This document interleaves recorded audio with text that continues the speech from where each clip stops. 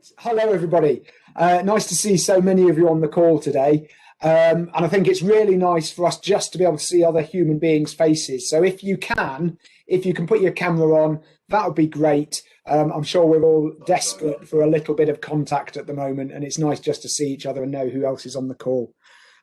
So this session today, this is being recorded so that it can be shared by GIRI afterwards. So just want to let you know that that's happening. Great to see so many of you coming up there. It's nice to see all your backgrounds as well, some really nice looking ones. As I've said, it's great if you can keep your cameras on. I think we all much prefer talking to people we can see. Microphones, I'm sure you've all done this for long enough now, but if we can just stick to the discipline of keeping on mute if you're not talking. However, please unmute yourself and shout out. I think we're probably a small and disciplined enough group that we can do that. So if you do want to contribute, please unmute and speak. If it gets a bit too chaotic, then I'll ask people to use the chat box and we can sort it that way. Regarding the chat box, we are going to use that throughout the session today because it's a really powerful way of us quickly sharing large amounts of information with each other. So if I can ask you, please, to go and find the chat box at the bottom of your screen.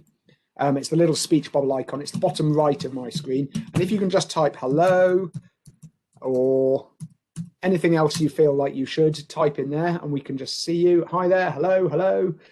Steve Green ran that race, won that race to get there. So we'll use the chat box throughout today as a way of quickly exchanging information and ideas with each other. We're also going to use the breakout rooms function quite a lot, so you can chat to each other in small groups. The only problem I'm aware of with this is anyone who's on a phone. I don't think the breakout groups are going to work on a phone. So if you are on a phone and have the option of going to a laptop or a tablet, that would be best. If not, please do stay on the call. It just means you won't be in the breakout group, but it's not a massive problem. If you have any IT issues, you can try messaging GIRI host, who is on the message board. So Helena might be able to help. And failing that, as a last resort, if you log off and click the link to log back in again, we'll let you back in and you can rejoin. So that's really the turn it off and on again option that we've got.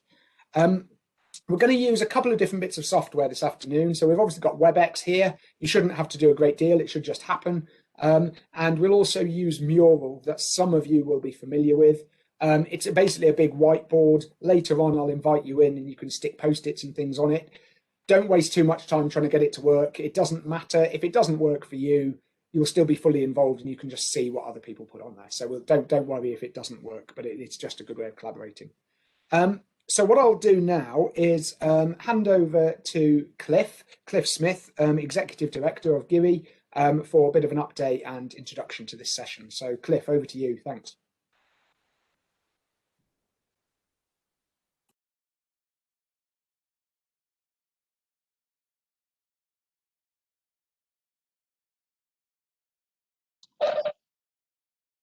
I think you might be on mute. Right, I like to start off on mute just to get my voice going. Today's agenda, we're going to have a quick update on GIRI, or introduction for GIRI who don't know GIRI, but I can see there's a number of faces here and names I recognise, so it won't be news to you. Then we get into the bulk of the forum with Nick, and we had a little bit of a run through this morning, which went quite successfully, but this is going to be a busy hour or so for you, so get ready. If there's anything not picked up during Nick's talk, then we can have some discussion at the end, and hopefully I'll find something to summarize in terms of the key observations of the day. We started off GIRI as an idea back in 2015 when Ed McCann and Tom Barton got together and persuaded a few majors to put some money into a report, some research and some report.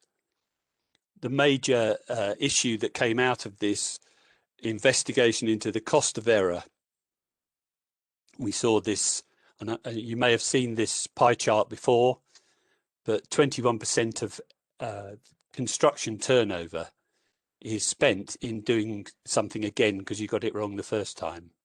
And I'm sure we've all made the odd mistake every now and then, but do you know how much it's costing the industry? There's the unrecorded process waste, that 6% there is when we're talking about things that go wrong, get put right, and don't get mentioned, but they're still costing us money. And the others are more obvious, latent defects, costs, indirect and direct. The report brought out the top root causes of error. If you just glance at that slide, you'll see that design features a lot, planning features a lot, communication, and supervisory skills came in quite low down the agenda, but is nonetheless very important through all those other items. And supervising, planning and design is just as important as the work on site. And I think today's forum will bring out to you just how important decisions are in all of those root causes. So I definitely think you'll find that interesting. I've just taken a snippet from Dame Judith Hackett's report just to get us on message. This report followed the very sad Grenfell disaster and showed up, and I don't know whether any of you have had a chance to look at either the blogs that came through following the disaster or the inquiry report that's going on, but it is very, very sad, and we really can't sit still. We've got to move forward on improving the industry. So our aims and objectives are to create a better culture and working environment. We've got to change attitudes and harness leadership, engage all our stakeholders, and sharing knowledge. And that's really what we're about today, and improving skills. And we have a major training operation within GIRI, which Nick leads, which is proving very successful. Our strategic aim, the improving construction productivity, I think we go to that because that's so interesting to the chief executives of the world in terms of the leadership of businesses. But we mustn't lose the fact that avoiding error also helps us on our carbon footprint. It also helps us on our safety, because figures suggest that 37% of accidents occurred during rework. So the strategic aim is productivity by eliminating error, but there are other factors as well.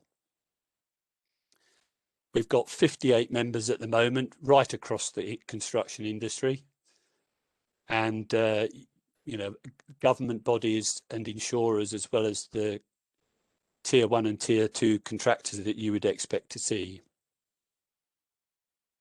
There's a quick snapshot. I won't dwell on it, but you can see the diversity of the membership. We're getting out to the world. Well, we're getting out to the UK at least, but we have interest from Australia and Finland and America as well. But these are some of the things we've been up to and the connections we've made. And I draw your attention to YouTube because there's plenty of stuff on there that you can catch up with. Recent forums, which Nick has been personally involved with, and you can see the sort of issues we do. Now, GIRI as a whole is aiming at improving the industry, but these forums try to pick out specific things that we can find of interest and can take away a message that improves our own businesses. And with that, I'll stop sharing, shut up, and go hand over to Nick. Thanks very much. Brilliant. Thanks, Cliff. Yeah, so as Cliff was saying, what we're going to focus on specifically today is decision making, in particular thinking about how people in the construction industry make decisions and how does that link to error. So what we're going to do is we're going to have a look at some theory, sort of decision making levels, and some textbook stuff. We're going to have a look at what that means for the industry. We're going to put you into breakout groups so you can discuss some of these issues with other experts. And then we're going to ask the so what question. The so what should we do about this? Once we understand the theory, what should we do to prevent errors coming from the way we make decisions? So I will share my screen and we'll have a look at that, that bit of theory to start with. So when we think of decisions, there can be different, what we call levels, different decision-making levels. And at the top level, we can say, okay, one person makes a decision and tells other people what to do. So that's, if you think about it, the simplest way of making a decision. One person decides, don't have to consult anyone, and they just decide and tell people what to do. The next level we can think of, level 2, would be consult and decide. So it's still one person making a decision, but they're not going to do it without consulting other people. So maybe seeking the input from an expert or a few people who know slightly more about it, but then that individual still owns the decision. So that would be level 2. Level 3 we can think of as deciding within a group. So a small group will make that decision together. The leader is part of that group, and then they go with the consensus of that group. So it might be a handful of appropriate stakeholders, make a decision, and they go with the consensus of the group. It doesn't mean they all have to absolutely agree, but they, as a group, they make the decision. We then go on to the next level, and this would be where we delegate a decision. So instead of the leader or the one person making the decision, that decision is handed over to either someone else or a designated group to make that decision. And then level 5 is where we get a true consensus. So this is really where everyone genuinely agrees. So it's not just a handful of people going with what the majority think, it is actually everyone genuinely agrees. So that's just a bit of theory on decision-making levels, the different ways decisions can be made. So what I want to do now is play a bit of a game with you all, and let's have a look at some examples of decisions. So can I please ask you all to open the chat box? There we go, I've got the chat box in front of me on the screen here, and I am going to put up some examples of decisions, not from construction, but just from general life. And I want you please to type in the chat box a number. So a number from 1 to 5 for where you think this type of decision should sit. So let's have a look. So let's go for this one first. So you're driving your car. You've got other people in the road. There are lots of people in the car, but you're driving, a cat runs into the road and you have to decide what to do. Okay, we've got a bunch of ones there. 1, 1, 1, 1, 1, 1, 1. Okay, this is very good. This is very reassuring. I can see most of you probably passed your driving test first time. Nobody has said they're going to put this to a group vote. So that's great. Okay, so we can see that that sits somewhere right up at the top here. Okay, so let's have a look at another one. Okay, what about this one? You've got a group of friends are having a night out and you need to decide which restaurant to go to. So we've got a 2, a 3, threes. Okay, we've got quite a lot of threes. Roy, you said 2. Oh, in fact, yeah, Roy, can you explain why you said 2? I think somebody needs to sometimes take the decision to put forward the proposals, and then you can consult from there. Okay, brilliant. So actually you're saying that there's a value in someone taking ownership of it, just having, you don't want to waste too much time on it. Okay, and what about Sanjeev? Can you explain your vote? You said a 5. Yeah, I've said because normally in situations like this, we want everyone to agree, as opposed to one person suggesting. I mean, everyone needs to suggest, and then everyone mutually agree with it. That's the place they want to go. Okay, so there's clearly a benefit to getting everyone on board. You don't want to upset anyone. Really interesting there. But I can see from that list, the vast majority of people said 3. So I'm going to stick it in the middle, but that doesn't mean it's right or wrong. I'm just sticking it where the majority said. So let's have a look at another car one. So we're driving in the car again.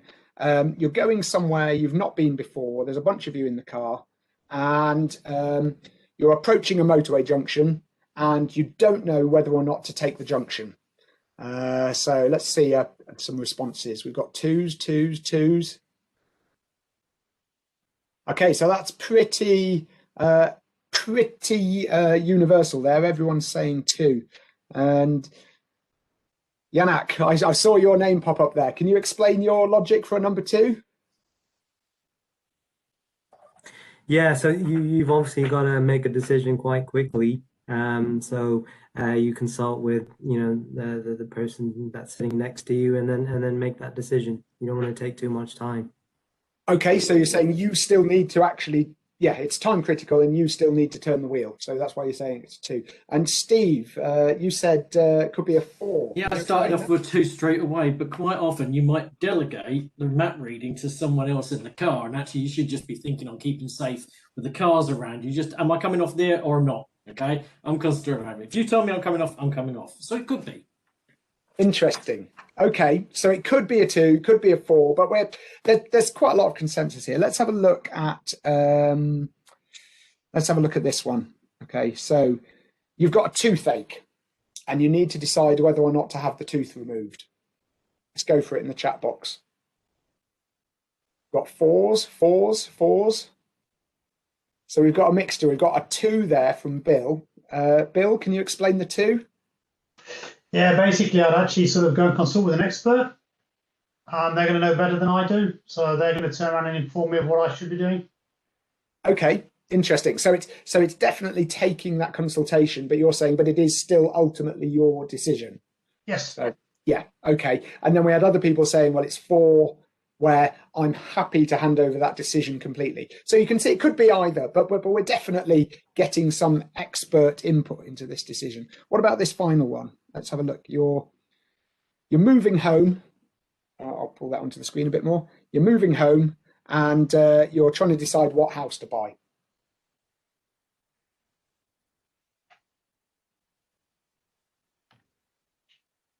Okay, so we've got mostly 5s and a couple of 3s.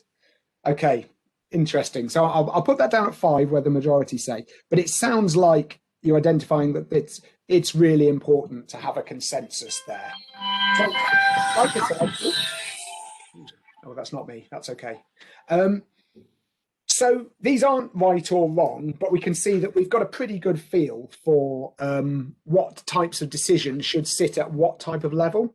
So what I'm going to do now is we're going to ask you to go into breakout groups for 5 minutes.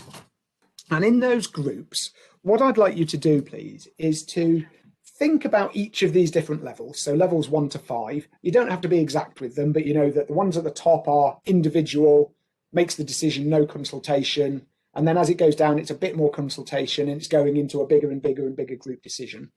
What I'd like you to do, please, is in the group, identify what do you think are the characteristics of decisions taken at each level. So thinking at that top level, what is the nature of a decision that gets taken at that top level? So you might think about things like how quickly, how complex, how serious is it, cost implications, safety implications. So think about those types of things and just try and characterize what type of decisions would sit at the top, what would sit in the middle, what might sit at the bottom. So does anyone have any questions what I'm asking them to do in those breakout groups for just 5 minutes? Okay, so I'll stop sharing my screen now. And Helena, could you please put everyone into breakout rooms? So you should disappear into breakout rooms, and in 5 minutes, you'll magically appear back again, and we'll see what you think.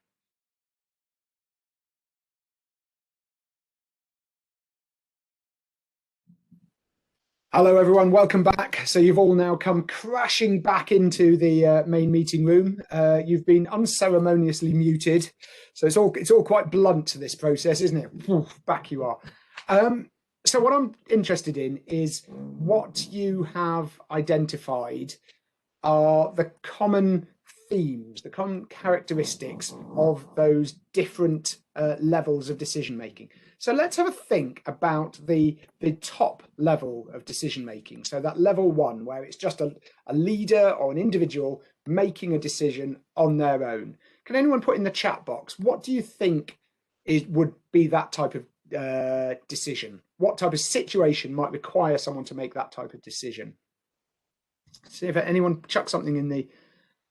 okay, so we've got a legislative, interesting one there, urgent and simple. So Padraig, could you tell us about that? Sorry, I'm not sure if I pronounced your name quite correctly. It's Porrick, but that's fine. If it's a simple enough decision that can be made on its own, and then you can just pass it down. And that's what I was thinking. Okay, so something that is quite simple, you don't need help with it, basically. Yeah. Okay, great, thank you. Let's have a look. We've had another one from Cliff there. You've said emergency. Could you expand on why you think that?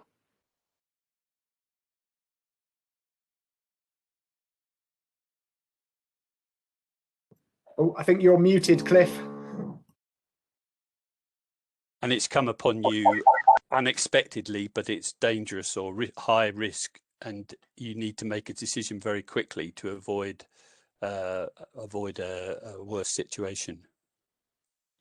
Okay, great. So there's definitely a time element to that very top part. What about, let's go all the way to the other end of the scale then. So level 5, I'll share my screen so you can see what I'm talking about. So let's think about a level 5 decision. And in the chat box again, can anyone type, what do you think might be the characteristics of a decision right down at the bottom? What type of decision might sit down there?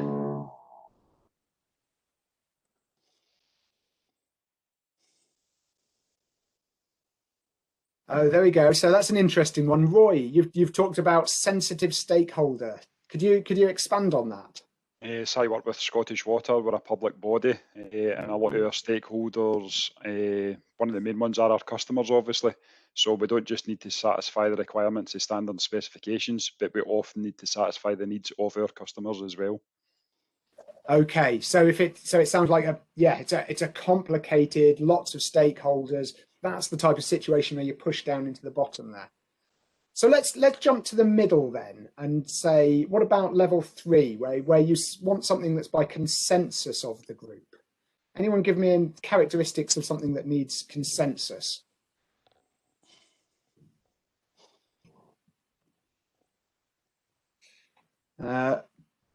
Board level decisions. Steve, could you expand on that one for us? Yeah, I'm just thinking of something where there's almost a formal voting process, you know, whether it's carried or not. So might be a board decision. Okay, so it's actually an accountability, a shared ownership. It's okay, interesting. And what about that second level then? The consult and decide. Any characteristics there? See in the chat box. Anything for that idea where one person makes the decision but they consult? So specialist activity, it's important, expertise involved, need an expert view. So Mike, maybe could you expand on maybe an example of where that might be the case? Without thinking of a specific one, but it's where the person making the decision feels that they haven't quite got the required competency or knowledge. Like they understand it's an important decision, but actually I need to speak to a materials expert or whatever to get a way forward on this. Okay, great. So we're identifying there's an expertise issue in here as well. That if that person, the little person in blue, doesn't have the expertise, they absolutely need to consult, even if they then still own the decision. So there seems to be a bit of a pattern emerging here where things at the top seem like they're urgent and quick. And as we go down, it tends to get more complex. Does anyone agree with that? Disagree? Anyone else got anything they want to say about this difference between the top of that scale and the bottom of the scale? Please unmute if you want to comment on that. Perhaps it's more aimed at the stakeholders rather than the type of decision. Okay, so it's not necessarily the decision itself, but who's interested, who cares, and is the stakeholder. Okay, yeah, interesting. Anyone any response to that? What Paul's saying? Anyone agree with that? And I can see, Roy, you said there true consensus often takes time. So that's an interesting point. I think that's right. The issue with true consensus is sometimes you need to go through the process and show that you've been through a process so that everybody's happy with a decision that's then made. I mean, even then, sometimes you struggle, but getting everybody on board that's a very difficult one to achieve. Yeah, thanks, Cliff. So there's definitely it seems to be some way up between the complexity of the decision, how many people agree, and speed of decision. So there seems to be some sort of balance here, doesn't there? So let's now zoom in on a imaginary construction project and say, let's think about a site operative, someone who is doing the physical work on site. Can anyone give me an example of one of those level 1 decisions that we'd expect a site operative to take? So someone working on site, what would be an example of a level 1 decision where they make the decision on their own? Interesting. Stop work for safety, a pass-fail, so a binary pass-fail test. Safety's come up again, a small fire. Yeah, okay, they don't consult, go, should I put it out? Really interesting. Okay, so it's like these urgent safety is popping up. What about that same site operative? Can you think of something where they might delegate the decision? So they might ask someone else, going, I'm not going to make this decision, I'll do what you tell me.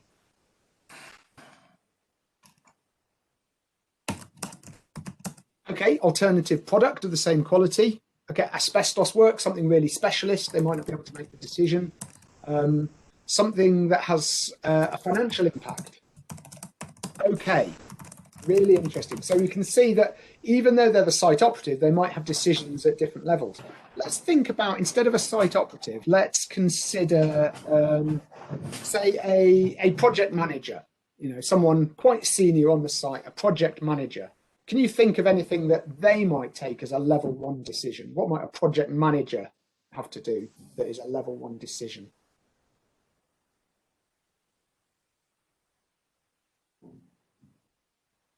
Okay, delay activity, right? It might just be they don't need to consult. Order to stop work. Yeah, order work to stop, so they might not need. Okay, so these might be more difficult decisions. Oh, too much echo. Okay, I'll move my microphone closer. Hiring people, material supply. Okay, so there could be a lot more decisions that this person is making at the top. What about right down at the bottom there, that idea of a true consensus? Is there ever a decision that a construction manager might want to push all the way down to the bottom where they want a true consensus?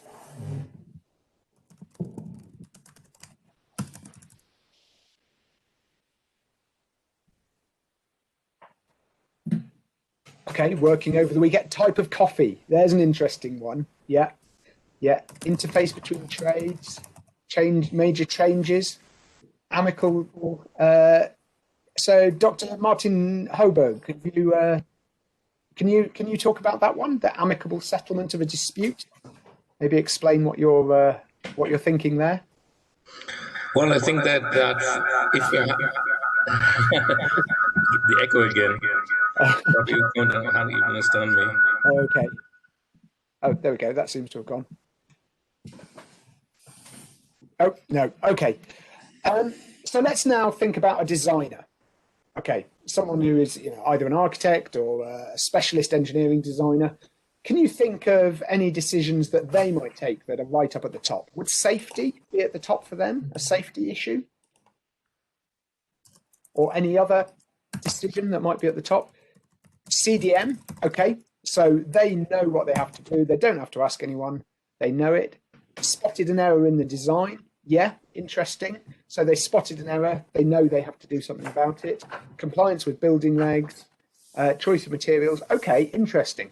What about a delegated decision, a level 4 decision if you're a designer?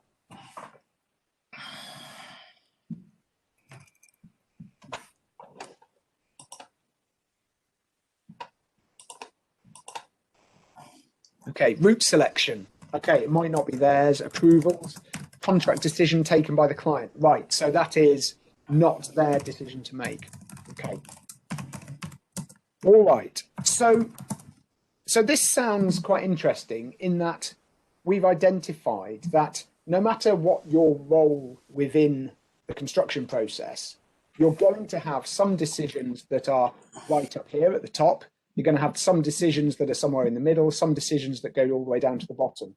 And it isn't the case that the person in charge takes this sort of decision, and as you work down the chain, you take these types of decision. We're actually identifying that everybody will at times have to take decisions at all the different levels. So here we go. Let's ask the next question then. I'll stop sharing my screen so we can all have a breather and see each other. Has anyone ever seen a decision that they know was taken at the wrong level? So can anyone give me an example of a decision taken at the wrong level?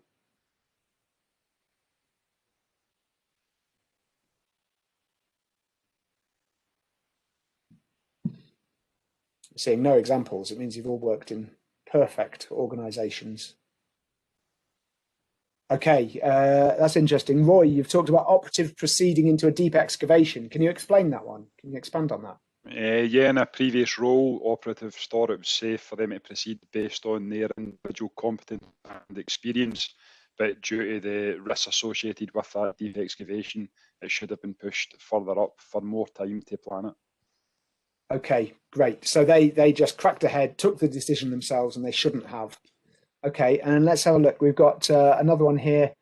Adding water to concrete. Lyndon. Oh, I didn't spot you on the call, Lyndon. So can you just explain why that's an example? Yeah, so sometimes you might get the instance where concrete comes to site, it's a little bit stiffer than perhaps the team that are going to be placing it want it to be, so decide that it would be a good idea to put some water in it to get the consistency up a little bit without actually realizing the damage that they could be doing and the problems that they're causing sort of further down the line. So they're kind of taking a decision for what they think is all the right reasons, but actually without realizing the consequences that come into it. Great, thank you. Interesting. And reading through all of these, I think most of the examples up there are someone making a decision without consulting. And that's where we're identifying things go wrong. So let's flip it and say, have you ever seen an example where people have pushed decisions too far down? You know, where maybe they're over consulting. Anyone got an example of that where it's not just taken at too high a level, but it's taken at too low a level?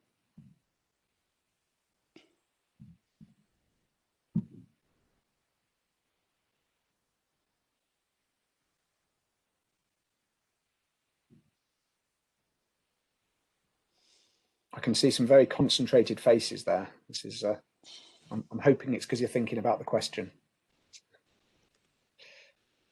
Who's going to win the race to type the first answer in the box? So what we're thinking about is times when a decision needed to be taken, but maybe wasn't because people were waiting for feedback, waiting for consultation, waiting for someone else to tell them what to do. Any examples of that happening? Okay, interesting. So a night shift without a resident engineer, time critical decision option proceeded. Yeah, okay. Decision to go ahead with a concrete pour delayed. Interesting one, Cliff. Could you expand on that one, Cliff? Because it sounds a bit like Lyndon's example, but obviously it is different. Well, it is different. Your site hours are restricted by agreements with the local authority. You know, you need to finish by 6 o'clock, or you may have got some agreement to do a bit of post work. But if you know that concrete is being delivered at 6 cubic meters every 20 minutes or whatever the local supply chain is, you've got to make a decision about starting that pour that day. And if you consult too much about, well, what do you think, what's the traffic like, what's the weather like, and you go into such a lot of detail and making the right decision, you can suddenly miss the time slot and you've lost a day. So it's quite, somebody could make a snap decision, it could be the wrong one, but somebody could just as well talk to everybody on site what do they think, and then it's too late. So there's this time criticality issue, isn't there? Yeah. So if we're up at the top here, if people rush a decision, so if you're up at the top end, it sounds like that is where the wrong decision gets made.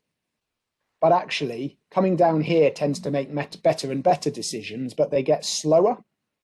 So it sounds like there's a point at which making a decision too slowly can be as bad or possibly worse than not making a decision at all.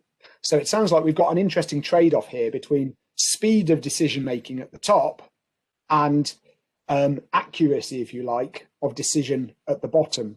And it sounds like we've got this continual trade-off.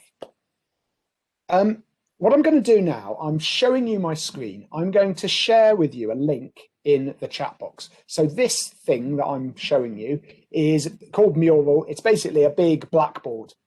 And when I share a link, if you click on the link and just type your name, what will happen is you'll pop up and a new window will open in your browser and you'll be in this board and you can move around it. And you can zoom in and out down at the bottom here. If you zoom in on that bar, you zoom in and out. And this little picture at the bottom shows you where you're looking. If you've got a scrolly mouse, you can put your mouse over and scroll in and out. And then what I'd like you to do once you're in is you can click on one of these post-it notes. I'll just have to stop doing that. Okay. You can click on one of those post-it notes and then you can type on it. Or you can just double click your mouse and a post-it comes up. So those of you who are happy and comfortable with the tech, I'll share that with you now. So share this, go visit a link, copy link, and I'll put that into the chat box for everyone. So there's a link in the chat box now. If you click on that, you will come into Mural. Now, what we're going to do next is I'm going to put you back into breakout rooms again, and I'm going to ask you to answer this question. Oops, excuse me, I'll get rid of that. How we can improve our decision making in order to avoid error. So this is where we're thinking about so what. What can we do within the construction industry to improve the way people make decisions? So when you go into your chat rooms, your breakout rooms, please have a discussion with the people in there. Just throw around ideas. And within your group, if one of you, or more than one if you want, can go into Mural, I can see many of you are there, and just type your answers in the box. But the most important thing is you chat about each other and just answer this question: how can we improve our decision making in order to avoid errors? So I will stop sharing the screen and ask Helena to put us back into breakout rooms, please.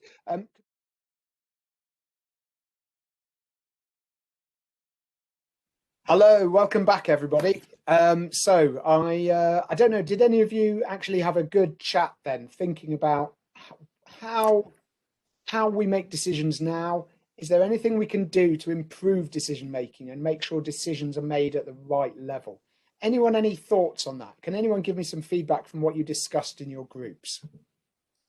Be interested to hear from any of you. We spoke in our group about having a defined process, a rating drawn up, ensuring we plumb in learning to feedback in at the front end where there is any learning of best practice or if it's a mistake, and also designers visiting the physical site rather than doing it from a desktop. Interesting. Okay, so it's that proximity to the decision sounds like it's really important. Yeah, and and you mentioned there as well about the process of design. Thank you. Anyone any thoughts on that or the process? We got one which I didn't manage to write out, but I think was quite important, was learning from previous decisions. The learning from previous decisions that if you want to improve decision making, then if there's the feedback about that, you can get hold of it by technology or whatever of previous times that very similar decisions have been made. Are you just reinventing the wheel all the time and making it wrong? Interesting. Yeah. Okay. So how do we improve the decision making? Yeah, you actually need some kind of feedback system, it sounds like. Yeah. Thank you, Cliff. Yeah. Anyone else anything to add to that? We had something similar. So instead of sort of frequently asked questions, it was like frequently made decisions, and having a library that you could draw on from what had gone on before. Yeah. That's interesting, isn't it? And it sounds like there's something something around not just what is the answer to the decision, but actually how is this decision to be made? So it could be that you almost have a library, not of answers, but of this type of decision is taken in this way. Is that what you're talking about, Steve? Yeah, exactly that. Perhaps the people to be consulted. We also said if you've got a sort of list of experts, so if you've got to make a concrete decision, speak to these people. Yeah. Okay. Anyone else? Any thoughts on that? Any other? Can I just add that we typically have procedures that state clear roles and responsibilities, but with clear tasks. But we don't often explain how decision making is made. That's something I was just realizing, that which goes in line with this frequently made decisions. I think that's a very good one. Okay, really interesting. Thank you. That's great. Anyone else want to add?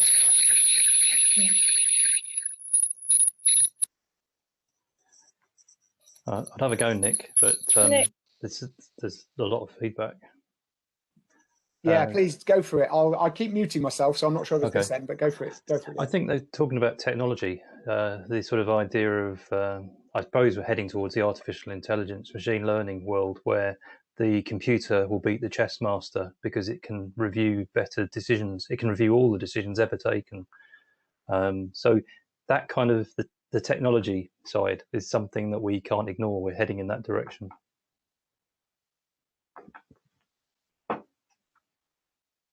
Still muted, Nick. There we go. Thank you. Thank you. That's the word of the year, isn't it? You're on mute.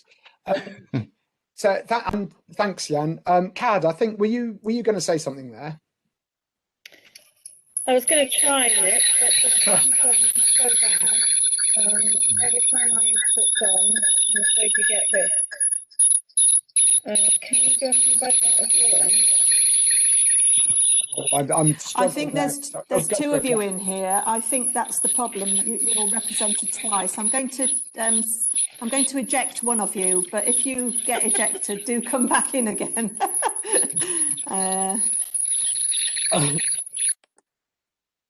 Oh, that sounds better. Is that? Yeah, that could be it, because I got thrown out of the breakout group. Sorry, just a quick observation, really, that these conversations are very site focused and construction focused. Obviously, very early decisions about how you procure, how you innovate, who's where, what your client resource and skill base is, will all be decisions, the quality of which will matter later down the line, and they're not touched upon at all. Maybe you're going to come to them later, Nick, but there is an issue, I think, about the quality of very early decision making and the quality and the skill base that goes into that has this knock-on effect. So just throw that into the room. That obviously takes us about 2 minutes to solve. Thank you. That's really interesting that you've brought that up. So what I'll do is I'll just share this image again, and actually I'll ask you, really, saying, so for those early decisions that we know can have a disproportionate impact on project success, on this scale of 1 through to 5, where do you think we should be leaning? If you're asking me from the day job, every single one of those stages that you've identified will require the same attention. Routinely, particularly public sector projects, have clients that are under-resourced and under-expert, in terms of being outrun, really, by some of the partners they're working with. They will not understand the long-term implications, so they may consult and they may bring experts in, but they will be ill-equipped to understand what the interpretation of that expertise is. And this is kind of built into the DNA of forms of procurement and forms of decision making, and even whether you're starting a project in the right place. I don't want to make this a downer on everyone, but the work that we do is at the front end, and we see it all the time. So I'm just sharing our, real experience, really. Interesting. Okay, thank you for that. And I think that's a really important point for us to sort of start wrapping up on. So thank you. Something I'll just draw your attention to is that in a lot of the sort of management research, they talk about decision lag. And the idea with that is that someone who is used to maybe working in a group will sort of get stuck at that level. And if they have to then make a decision quickly on their own, they might not be comfortable doing it and they won't jump there. And equally, I'm sure you've all seen, maybe the site foreman type character who's used to getting their own way. They make decisions quickly. Suddenly there's a complex decision, but they maybe fail to jump back down the ladder, and people get stuck at whatever type of decision they often make. So one of the things that many management theories talk about is, within any organization, are people able to identify when their decision-making level should change?